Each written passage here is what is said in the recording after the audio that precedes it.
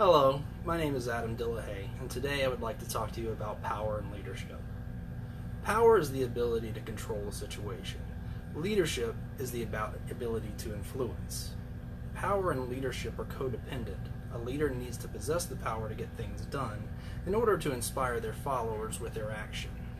Without power, there is no accountability held for completion of tasks. A leader needs to understand the sources of individual power and how they coincide with a working relationship. In the textbook, The Art and Science of Leadership, written by Dr. Afsani Nahavandi, she discusses French and Raven's sources of individual power.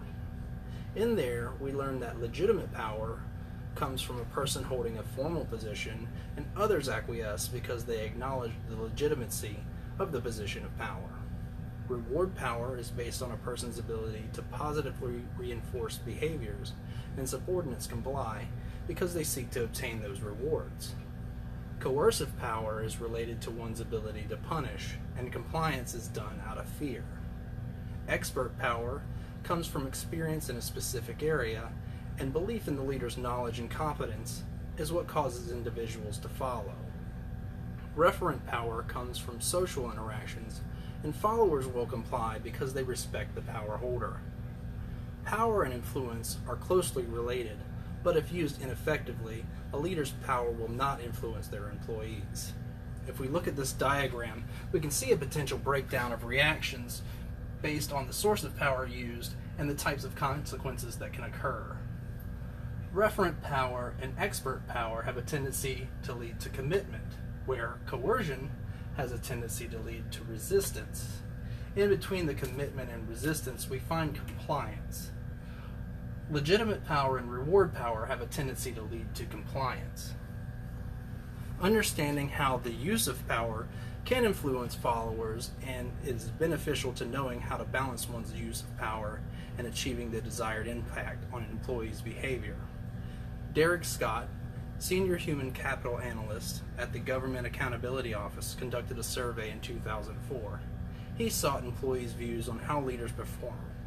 He found that less than half had high levels of respect for senior leaders.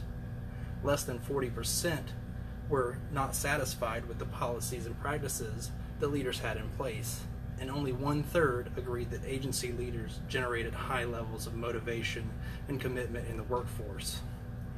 He determined that managers have employees, leaders have followers. Managers have power, leaders have influence.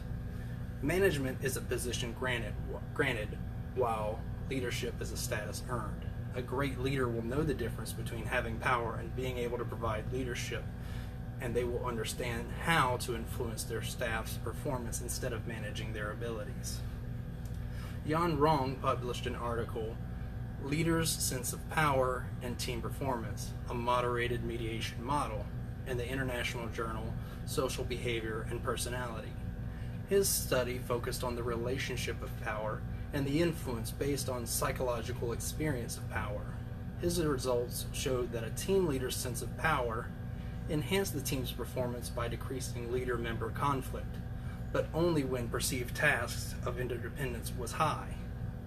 Those results expose the relationship of the portrayal of power in association with the acceptance of the role based on the subordinate's view of the leader and how they were able to work together.